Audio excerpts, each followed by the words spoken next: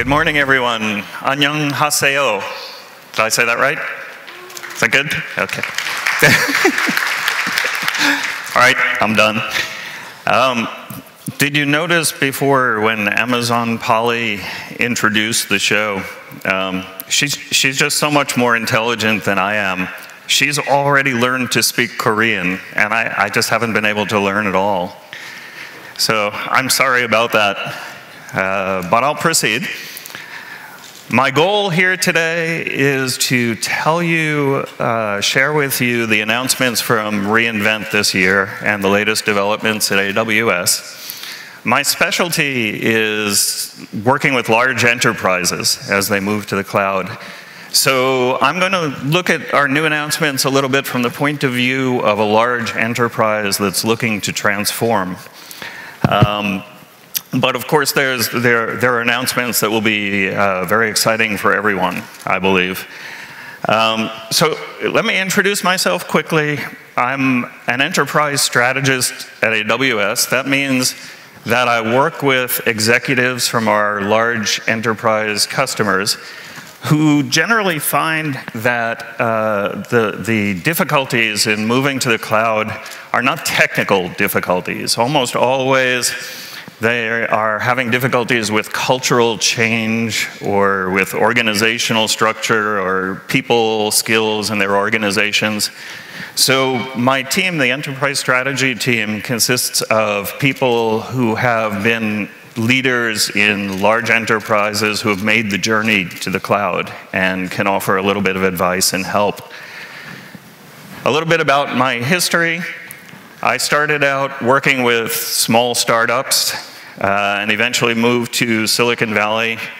And I became the CEO of a small software company called Octiva Software.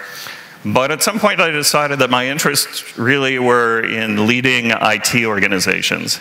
So I became the CIO of a company called Intrax Cultural Exchange. And eventually that led me to join the US federal government and work in immigration. So I was the CIO of US Citizenship and Immigration Services, which is a part of the Department of Homeland Security. It's an organization that processes about 8 million applications a year from people who are looking for some sort of immigration benefit in the United States. So, for example, naturalizing or getting a green card or maybe refugee status, those sorts of things. So it was a large enterprise within the government. My IT team was about 2,000 people, and our budget was about $600 million a year. So it had all the characteristics of a very large enterprise. And while I was there, I participated in a journey to the cloud. We transformed the agency. We switched to a Devops process for everything that we did. We moved to the cloud. We started to work backwards from customers and do customer-centric design. And what I learned from trying to take a huge organization like that and shift the direction that it was going, make it an innovative, responsive, fast organization, I learned so much there. And I wound up writing 2 books about how to lead IT organizations. How to lead IT organizations in the current world where we're all transforming digitally. So this is where I learned how to take a large enterprise and figure out how to accomplish a digital transformation despite the challenges. And I'm going to share a little bit of my learnings with you today as I talk about the new announcements at AWS reInvent. So before I do that, though, let me give you a quick update on the AWS business. As you might know, we're now an $18 billion a year run rate revenue company. And that represents 42% growth over the previous year. So this is a very fast rate of growth on top of an already big business. We have millions of customers, and the way that we define a customer is somebody who's used AWS services over the preceding month. We have enterprise customers across a very broad range of different industries. So, for example, in financial services, our customers include Capital One, Intuit, Finra. In healthcare, Johnson & Johnson, Merck, Pfizer. In manufacturing, GE, Philips, Siemens. In oil and gas, Shell, BP, Hess. Some of the most well-known global brands are customers of AWS. For example, Disney, Coca-Cola, Unilever, Kellogg. We also have developed a very large universe or ecosystem of partners. Some of them global consulting companies that you might know. Accenture, Deloitte, Capgemini, for example. Some of them more local systems integrators. And a lot of ISVs, independent software vendors, have either adapted their products to run on AWS or have built them on AWS to begin with.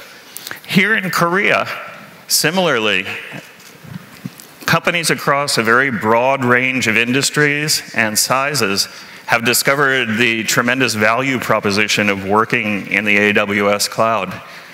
So, for example, in financial services, our customers include Shinhan Bank, KB, Kookmin Bank, Kakao Pay, for example. The top 15 gaming companies in Korea are all using the AWS cloud, including Nexon, for example, Netmarble, NCSoft. All three of the top broadcasting companies, KBS, MBC, SBS, are customers of AWS.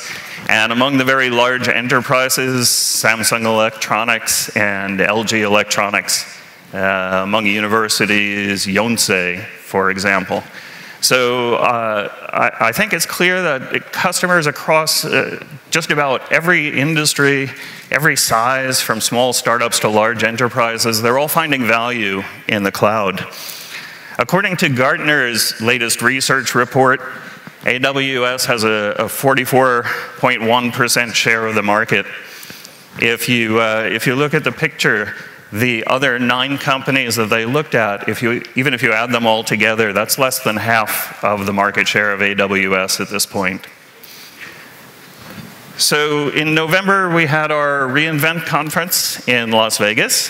There were 43,000 attendees this year. What that really means is that the queues at Starbucks were really, really long. That was my experience anyway. So let's come back to enterprises for a moment. It's important to realize just what a different position an enterprise is in than a startup. A startup is just what it is, right? A startup can be nimble and innovative and try new things because that's why they're there. An enterprise, on the other hand, has legacy. It has existing processes. It has been set up to do whatever it's been doing in the past. And an enterprise has to transform if it wants to become digital and move into the 4th industrial revolution. A startup doesn't need to transform, right? It just is what it is. In the federal government, we had a program where we started to bring in new employees from leading technology companies and have them train government agencies, especially agencies that were having trouble, that had failing projects or something like that. And this was very successful. The people from the leading technology companies came in, they taught people, they brought great practices, but to me, the interesting problem is how do you take those good practices and make them permanent, make them just the way that we do things every day, institutionalize them, you might say. And that's a challenge, just like change in any large enterprise is a challenge. Large enterprises, in the private sector at least, have expectations from the markets. They can't just do anything they want, right? They have people watching them all the time.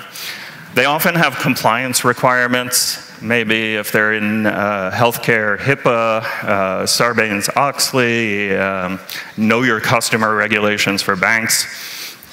They have people and an enterprise culture, a corporate culture that's been there and that has contributed to the enterprise's success in the past, but that doesn't mean necessarily that it's suited for the future or ready for the future. And generally, enterprises, when they figure out how to make money, how to do a good job serving their markets, they put those principles into their everyday rules and bureaucracy and processes. So the result is that an enterprise that wants to transform is carrying around, you might say, this huge burden of everything that has worked really well for them in the past, but isn't necessarily what they need in the future. Now, if you're an enterprise, what do you really want to be? What do you really want your IT to do? What do you want your technology to do? Well, I think the main thing that an enterprise wants is a certain kind of freedom, right? The enterprise doesn't want to be held back by its technology as it moves forward into the future. In fact, an enterprise wants all of its good, new, innovative ideas to just be translated into its technology, right? What we really want is not to have to worry about technology as a business. We want to innovate, find new ways to serve our customers, implement competitive strategies, and just, you know, whatever we say, let's make the IT systems just do those things. Well, I think with the cloud, suddenly this is becoming possible. We can get very close to a state where the only IT work that needs to be done is just implementing the enterprise's strategies. So the way that I think about it, this is a real picture of me, by the way. Enterprises are sort of stuck when they try to move forward into the new world and become digital. So what I learned is 5 principles that I'm going to share with you now that help enterprises become unstuck and transform themselves. And I'm going to show you how the announcements that we made this year at reInvent fit into those 5 principles. So the first one is an enterprise that wants to transform and wants to become digital. The first thing it needs is resources to be able to do that. So my first principle is that enterprises need to use IT as a utility, because that way they can free up their people to focus on innovation and focus on transforming. The second thing is enterprises have security requirements, reliability requirements, and things like that. So as they transform, they have to make sure that they don't become insecure or unstable or any of those things. So they need to establish guardrails that prevent them from going off the road as they're moving. The third thing is enterprises have a phenomenal amount of data locked in their databases right now. And that data helps drive digital transformation, but they have to find a way to unlock it and make use of it.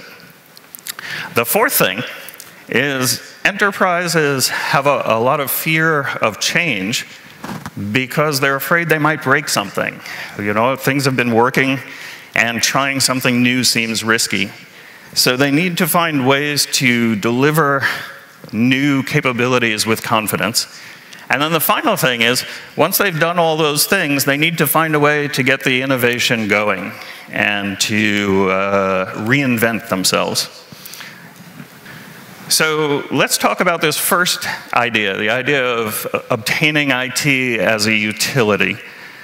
In most organizations in the past, A lot of people have been dedicated to just the nuts and bolts of running IT systems. Imagine for a second if every enterprise had to generate its own electricity to run its business. So your employees would have to go out and they would have to, I guess, mine some coal, and they would have to bring that coal and burn it or whatever. I'm not an expert on electricity and how we make it, right? But it would be crazy if every enterprise needed to do that. Instead, you just flip a switch and you get the electricity, right? That's really the way that we want to consume IT resources. So with AWS, we've built out a global IT infrastructure that enterprises can use as a utility. In our first 5 years, we launched 4 regions. Now that's not really a lot, but it was a start for a global footprint. In the second 5 years, we added another 7 regions. In the current 3-year period, we're doubling that.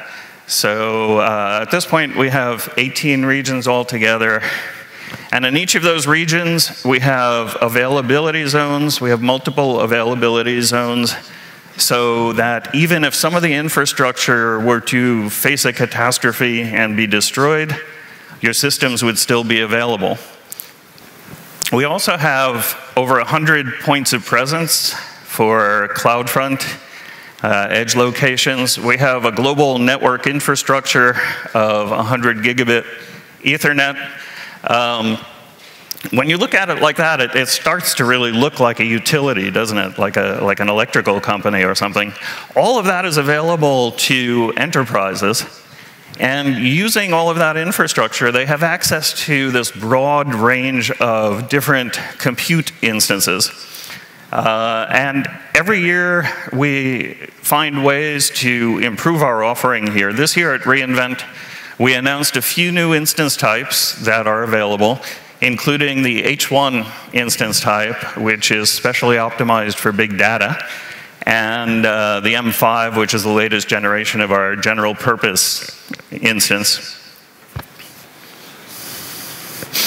Behind the scenes, though, it's not directly obvious to people who are using AWS infrastructure, but over the last few years, we've been working to improve the performance of those instances. And we introduced what we call our Nitro Architecture. Basically, what we've done is the hardware that's been running all of the customer instances, we offloaded some of the work that that hardware needs to do. First, we took the network packet processing off of the instance hardware, and we put it onto specialized hardware.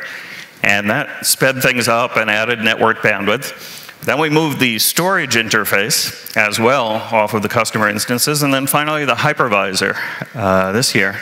So the result is that the hardware that the customer systems are running on is pretty much 100% dedicated to the customer workloads with a corresponding improvement in performance. So first the network, then the storage, then the hypervisor. Now, by moving to this architecture, we were able to create an offering that a lot of our customers had been asking for. So this year we announced the availability of Amazon EC2 bare metal instances. So you can have all of the advantages of being on AWS, but also have the advantages of direct access to the hardware. This is important for some customers who are using software that requires access to the bare metal, and it can have performance improvements in certain cases as well. A good example of a customer that has been using AWS as a utility very effectively is Expedia, the online travel service company. Expedia now, because of the advantages of not having to worry about all of the infrastructure, they find that they're able to release new code to production. This is an amazing number, 2,000 times every day.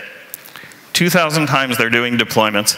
And their customers because of the strength of this infrastructure, have seen a 4x improvement in response time as well.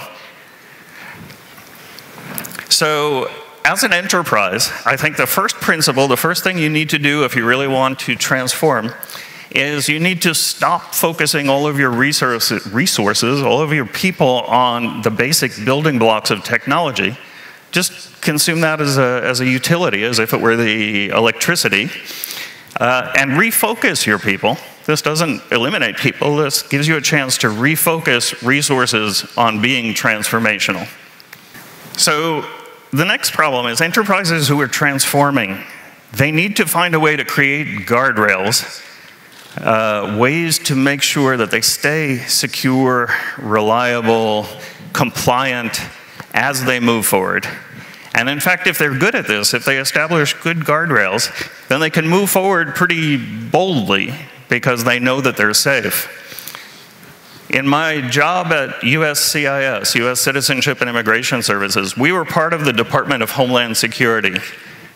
So you can imagine that security was a really important concern for us. And we thought a lot about it. We also had to satisfy a lot of the compliance requirements of being a government agency. So setting up these guardrails was an important thing for us. But I would say this is no different from enterprises in the private sector, who often have compliance requirements of one sort or another. One tool that we offer to help companies create guardrails is the well-architected framework. In fact, in November, we released a new version of the framework. What this is a collection of best practices that we've learned about how you should build an application in the cloud so that it stays secure and reliable and performs efficiently and so on.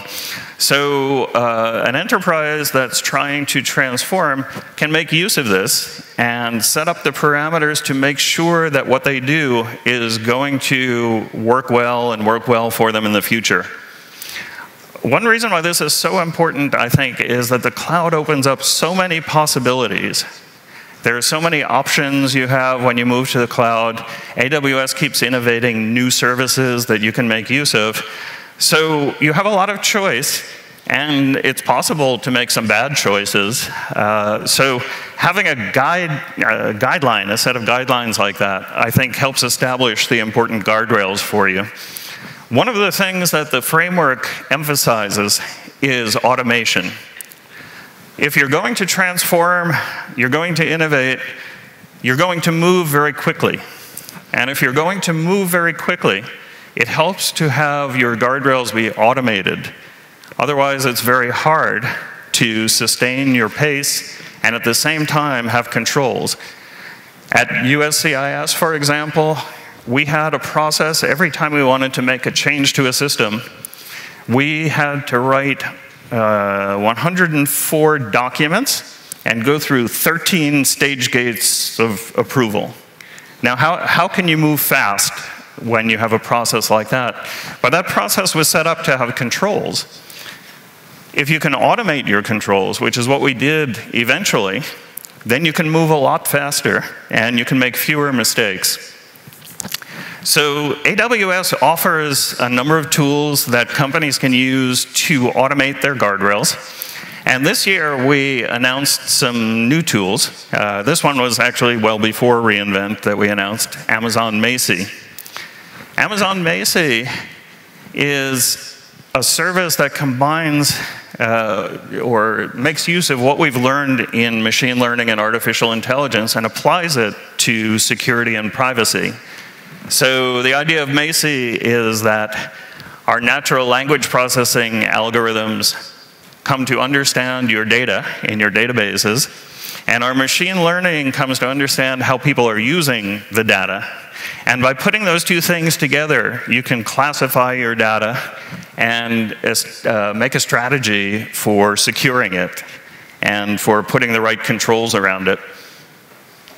We also announced Amazon Guard Duty. which to me is a fascinating and important thing, especially for those government agencies, but for everybody else as well. This is an artificial intelligence approach to protecting your workloads, your network, your infrastructure. This is artificial intelligence that keeps an eye on what's going on in your infrastructure and spots dangerous patterns or potentially dangerous patterns. Now, the reason why this strikes me as so important is because this is adding an extra layer to your defense, but at the same time not slowing you down. It's just very simple to start Amazon Guard Duty running, mouse click, and after that, it operates and helps keep your network safe without taking any effort or focus from your people. Altogether, these new offerings take their place in an ecosystem of tools that AWS offers to create guardrails, and in particular to create automated guardrails. So these other services, AWS Trusted Advisor, AWS Config Rules, another important one that we made good use of at USCIS. This is a service that lets you explicitly say what your policies are going to be for your infrastructure, and then it keeps an eye on your infrastructure to make sure that it always is compliant with those policies. An example of a customer that has made use of automation and tools around creating guardrails is Goldman Sachs. Now, I talked before about the challenge for enterprises being a long legacy or a long history that they have to bring with them into the future. Well, Goldman Sachs has been around for 150 years or so. And it's in financial services, a very heavily regulated industry. So you could imagine that this would create some challenges in trying to become innovative. What Goldman Sachs has done is made very effective use of AWS encryption tools and key management and things like that. And the interesting thing is they say that doing this with 7,000 software applications, 200,000 servers in the cloud, this would be a huge burden to put controls on, but using this automated approach, they've been able to increase their pace of innovation exponentially. Isn't that interesting that they've added tons and tons and tons of control, but yet they can innovate more quickly? So that's my second principle about establishing guardrails. Very exciting news for us here in Korea. We have now become the first global cloud service provider operating in Korea to achieve KISMS certification. This, I hope, demonstrates our commitment to the Korean market and to the security of our customers here in Korea. It joins a lot of other global certifications that we have. In some of them, global certifications and accreditations, some of them specific to certain regions.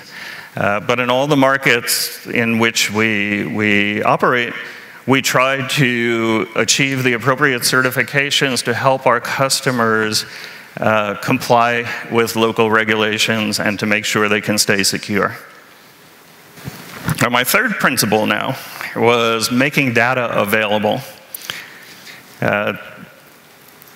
Really, enterprises that have been in operation for a while, they've been collecting a lot of data, and that data is sitting in their databases, and often it's siloed in a way that makes it hard to get value from that data. But data is a huge driver of transformation and innovation. So how can enterprises unlock the value of the data that they already have? Let me use as an example here Finra. Finra is a US organization. It's actually an independent organization whose responsibility is to oversee the financial markets in the US and look for patterns of suspicious activity. So this is overseeing the financial markets. You can imagine there's a lot of activity in the financial markets. In fact, Every day, Finra receives 6 terabytes or so of new data, representing up to something like 75 billion new financial transactions. That's every day. So they have petabytes of information stored in their systems, and the challenge for them is how do they make that information available to the analysts at Finra to look for the suspicious activity. So I'm going to tell you a little bit more about them in a minute. First, let's talk about how companies typically store their data. In the past, there have been proprietary databases that offered very good performance and reliability. But lately there's been a move among companies to move towards open source databases, which generally are less expensive and powerful. But the challenge was, how can you use these open source databases and still get the performance advantages of best-in-class proprietary databases? So AWS released Amazon Aurora to meet that need in the market. Aurora is compatible with the open source databases with MySQL and Postgres, but it is extremely available, durable, and the result is about 1/10 of the cost of the commercial databases. Aurora became the fastest growing service in the history of AWS. We have tens of thousands of customers on Aurora now, including Finra, who I mentioned before, and Expedia, of course. Samsung is a user of Aurora. This year at reInvent, we announced some important new features for Aurora. Aurora Multi-Master, which allows distribution of Aurora databases across availability zones, increasing availability and in some cases reducing latency. So the Aurora database can, if it's distributed that way, it can withstand the failure, a catastrophic failure of the data centers that it's running in. We also announced Aurora Serverless, bringing all the advantages of serverless to our popular database. So with Aurora Serverless, you just pay for what you use, just like in any serverless case. And AWS can automatically scale up and scale down capacity for you. When there's demand, it starts up the database. When there's no need to use it, it shuts down the database. So we'll talk a little bit more about serverless in a minute. So we offer altogether a number of different options for companies to store their relational data, but a lot of data doesn't fit neatly into the relational model. In some cases, companies use non-relational databases, NoSQL databases, and especially when they're operating at phenomenal scale. So AWS has offered AWS Dynamodb as a NoSQL database. And a good example of what kind of phenomenal scale this database can work with, I like to think about Amazon.com, our retail side. Every year we have a Prime Day when there are special deals for Amazon Prime members. And during the 30 hours around that day, the scale of our transactions goes so far up.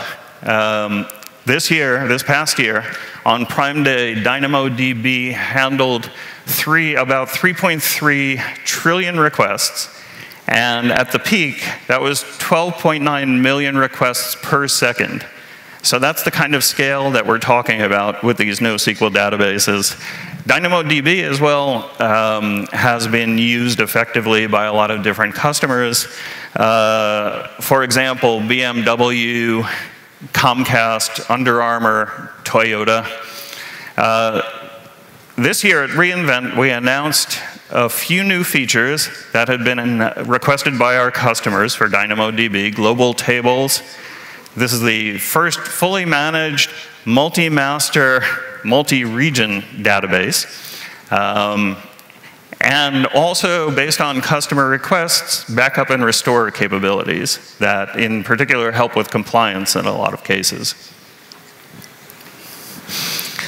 But there's another kind of data that is often neglected and that doesn't fit well into these relational database structures.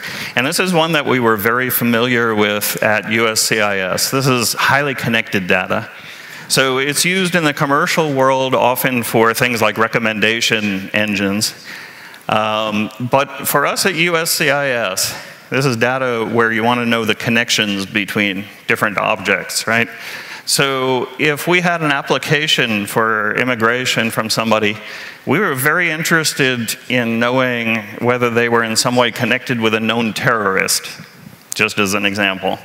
So is this person connected to this terrorist by maybe they shared a phone number once, or they lived at the same address, or they know a lot of the same people?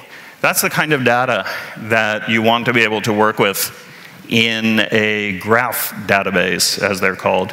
So this year at reInvent, we announced Amazon Neptune, our graph database, which is compatible with the standards for different ways. There are a couple of different standards for how to access data in a graph database.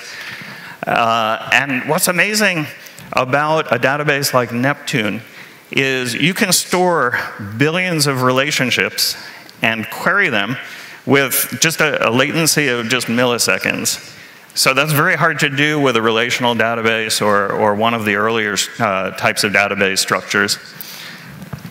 So with these new announcements, AWS is offering a very broad portfolio of choices to companies about how to store their data. But the challenge, as I pointed out before, is how do you access that data? How do you make use of it? And companies generally are turning to data lakes as a way of doing this, especially when you have data that's locked in a lot of different silos, and you want to be able to analyze the data across those different silos. Amazon S3 has become the most popular choice for data lakes because of its reliability, durability, availability, and security. But we also offer a number of tools for looking at that data and analyzing it once it's in your data lake. So, for example, Finra, who I mentioned before, they maintain a data lake on AWS, and they use Amazon EMR, Elastic MapReduce, to analyze their petabytes of information. But again, there are lots of choices once the data is in the data lake, and in fact, a lot of our partners also offer interesting solutions. This year at reInvent, after seeing how our customers use a data lake, as they were doing on S3, we realized that for them, generally, when they were doing analysis of the data, they were only looking at a small subset of the data at a time. Huge data lake, small subset that they wanted to look at for analysis. And so we introduced S3 Select this year. S3 Select is a way to just select that subset of data that you want to use, do the analyses on that. And we found that using a standard benchmark and putting together a query using S3 Select and not using it, the query went from 8 seconds to 1.8 seconds. So that's an improvement of about 4.5 times of speed. And that's really the advantage. So with all of these advantages and tools and the spectacular performance there, you'll see companies like NTT Docomo, GE, Philips, Goldman Sachs running their analytics workloads in AWS. So coming back to my original points, what we're looking for an enterprise is to be able to surface the data that's already locked away in the enterprise, analyze it, and use that as a driver for digital innovation. The fourth area that I wanted to talk about is delivering easily. when I first arrived at USCIS, for example, our projects were delivering new capabilities to users maybe once every 6 months, maybe once a year, something like that. I think this has been typical of enterprises as well. The main reason for delivering so infrequently is that we're afraid that when we make a change to our production systems, it might break something. That probably sounds familiar. So generally, we impose a change control process on our systems before we allow deployments or changes to production. And of course, that change control process isn't really consistent with moving forward very quickly and innovating ideas and getting them to users quickly. A lot of companies are addressing this in part by using microservices architectures. Microservices have a lot of advantages in terms of availability, for example. But one of the key advantages is that each unit that you are deploying, each time you make a change, it's a small unit, and the risk is therefore much lower. So microservices are one of the approaches to helping deal with this fear of making changes. And often now a best practice is to take those microservices and put them into containers so that you're actually deploying the containers and you're deploying them through a system that can manage and cluster the containers for reliability and availability. So AWS has been offering Amazon Elastic Container Service as a way to manage those containers in production. And ECS has been tightly integrated with other Amazon services. It's a fully managed service, and it's been popular with customers. We've seen 400% year-on-year growth. Capital One and McDonald's are examples of customers who've been using it very effectively. But over the last few years, or recently, developers have become interested in using Kubernetes to manage their containers. And in fact, most of the Kubernetes workloads in the cloud are running on AWS already, about 63% of them. But to use Kubernetes in the past, you had to manage it yourself, manage the clusters, manage the Kubernetes infrastructure. So this year we announced EKS, the Elastic Container Service for Kubernetes, which brings those same advantages of ECS to the Kubernetes universe. So it's a fully managed service. It'll scale up, scale down as necessary, automated upgrades and patches, all the advantages of a managed service, but for Kubernetes as well as the original ECS service. Another deployment trend that I think has very deep implications for enterprises is serverless computing. AWS pioneered serverless computing about 3 years ago by introducing Amazon Lambda. We have now hundreds of thousands of organizations that are using Lambda, and it's growing at about 300% a year.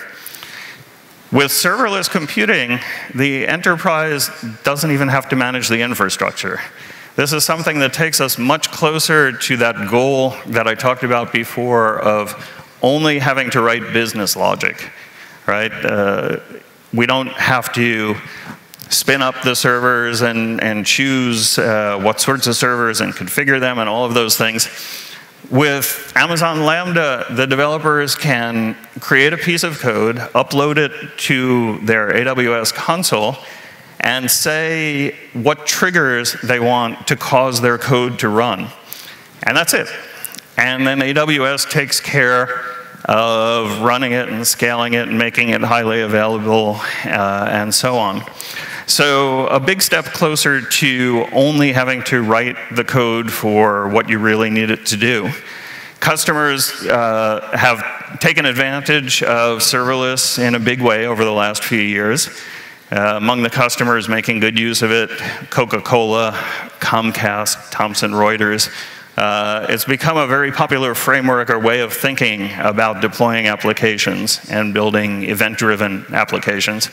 So this year at reInvent, we announced AWS Fargate, which takes the ideas of serverless and applies them to containers and container management.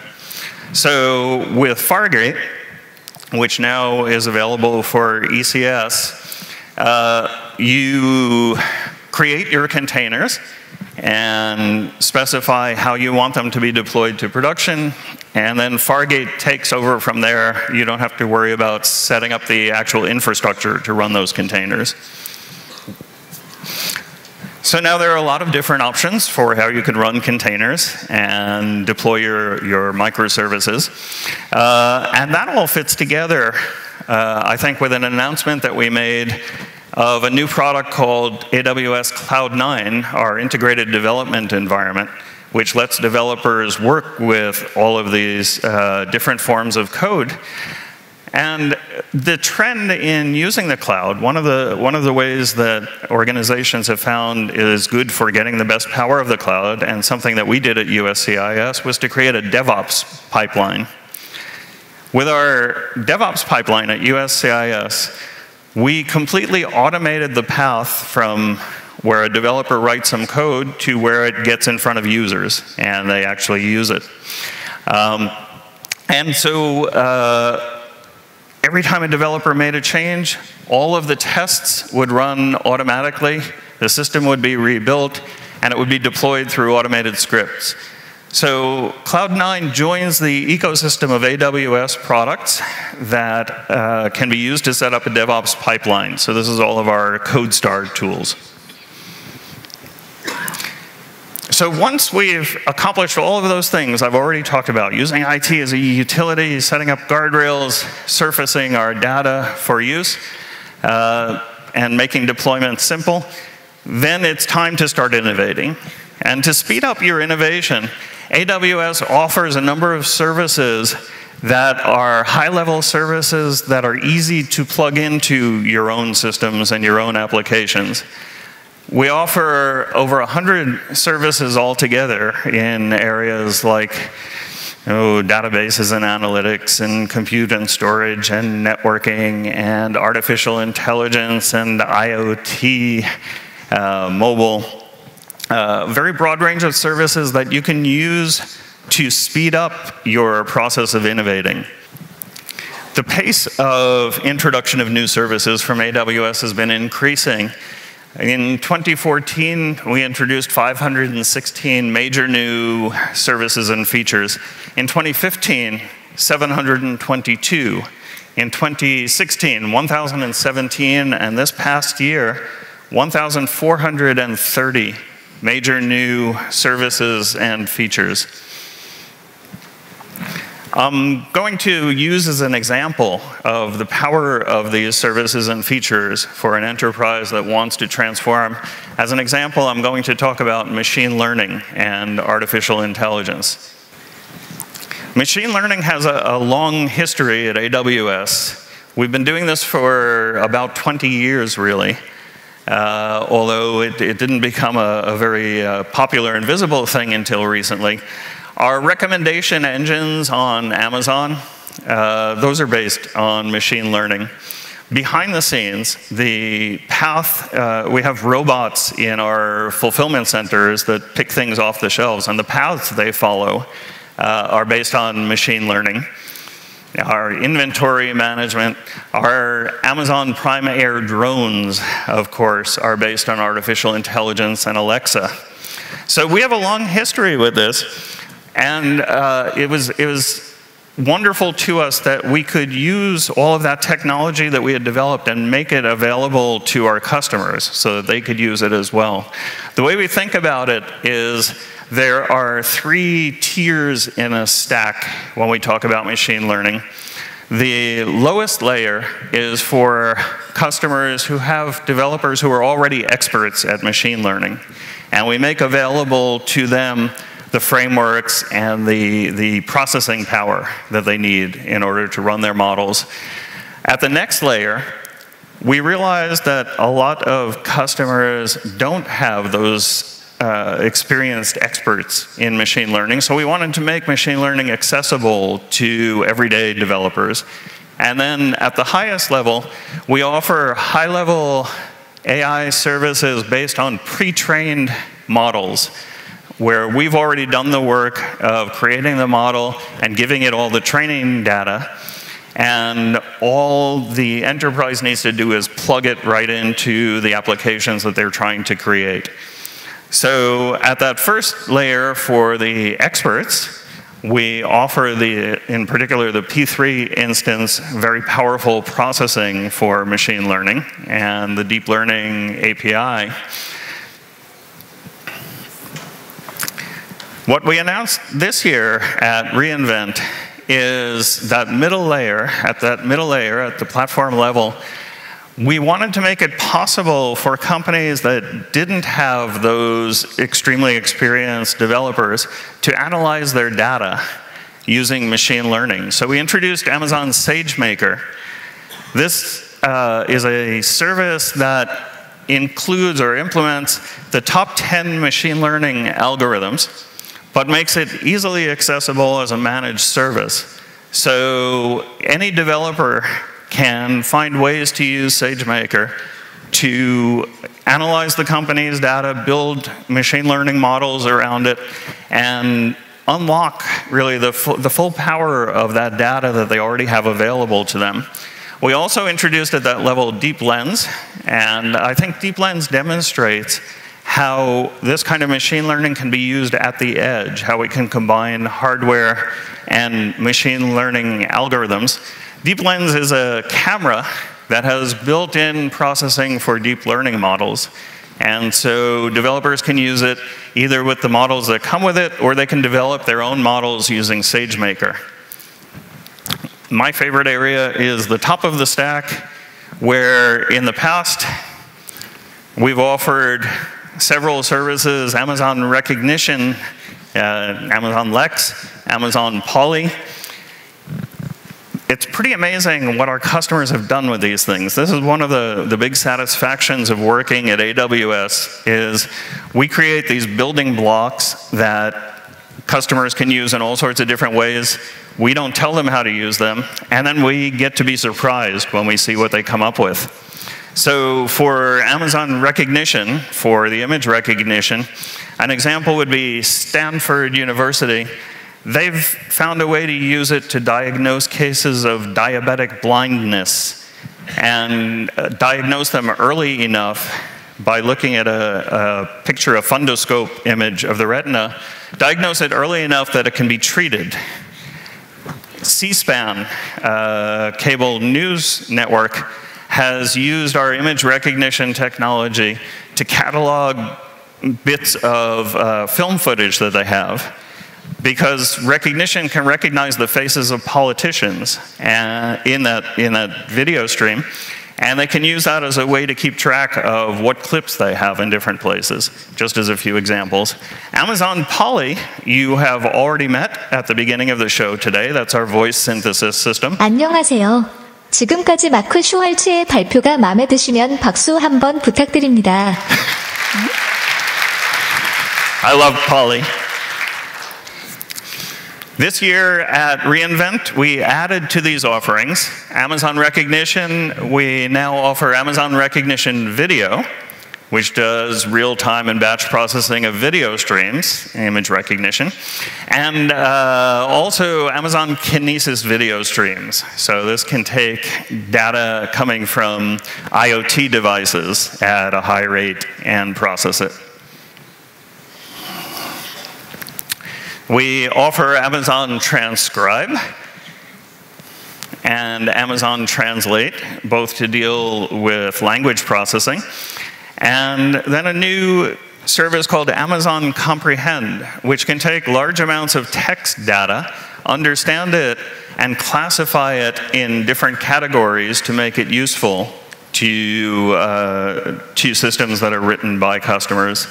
So, for example, it can take news articles from newspapers, it can take social media feeds, anything with large amounts of text data, and understand it and interpret it. So altogether now we have this, again, a very wide range of offerings, high-level offerings, that companies can use to add machine learning and add artificial intelligence capabilities to their applications with just a simple call to an API. In fact, I've spoken to people who say that they tell me they've written entire AI applications in just 20 minutes. By taking advantage of some of these services that we offer and incorporating them into their code. So for an enterprise that is trying to innovate or trying to get started moving into the digital world, this is critical because it takes so much of the risk out of developing new capabilities that you can access big pieces of what you need in this high-level way, very simply through an API. And then if you try and experiment with it and it doesn't work, you stop using it and you stop paying for it. Maybe you discover as you use it and as you try it on customers that you need to make some changes to the way you're using it. With your DevOps process, you very simply make those changes and roll out a new version and try that on customers. This is the way that startups that are digital startups operate, and this is a way that enterprises can operate as well. So we're so excited about these high-level AI services and their potential that we're announcing the AWS AI Startup Challenge in Korea. This is an opportunity for startups and future startups to work with our high-level AI services and create applications, and they will be judged. There'll be more details on that coming up soon. AI was just an example of the high-level services that we offer to enterprises that are trying to become more innovative. We also made a lot of announcements around IoT, Internet of Things. You can see that those announcements were in a number of different areas, a number of different products. The interesting thing for me is the way that all of these services fit together to create a solution for IoT, whereby enterprises that are interested in entering this space and doing new things with IoT, they have all of the tools that they need to quickly try out experiments, build things, and try them out on markets and learn from that. So to summarize a little bit, my strategy here for enterprises and how they can accomplish digital transformation, moving into the new world, and unsticking themselves from where they were before. 5 principles. First thing is to free up resources to innovate by using IT as a utility from a cloud service. The second thing, establishing controls, automated controls, by using the tools that AWS offers to make sure that they stay secure, reliable, available as they move forward. Third thing, to unlock the power that they already have in their databases, the information, and use that to help drive transformation. Fourth thing, to set up a process where they can deliver new capabilities without any fear that they're going to break anything, deliver them in a reliable and highly available way. And then the fifth thing is to take off-the-shelf building blocks that AWS has already created, high-level services that can be used to experiment in new directions and quickly build innovative applications that they can try out on their markets. With those 5 things together, USCIS, my stodgy old government agency, with all of the limitations of a government agency, we were able to transform. We were able to move from delivering new capabilities once every 6 months or once every year, move from that to delivering new capabilities every day, to innovating new approaches, say to how we interviewed refugees in the middle of the desert, or how we helped applicants avoid being scammed by fake lawyers and things like that. We were able to inject all kinds of innovation into our processes. So what I say is that if a stodgy old US government agency like ours could transform digitally, any enterprise can do it. And so I wish you all luck on your enterprise transformation journeys, and I'm very excited to be part of helping to make it possible through the cloud, which I found to be such a crucial enabler when I did this before. So good luck to you all, and thank you very much.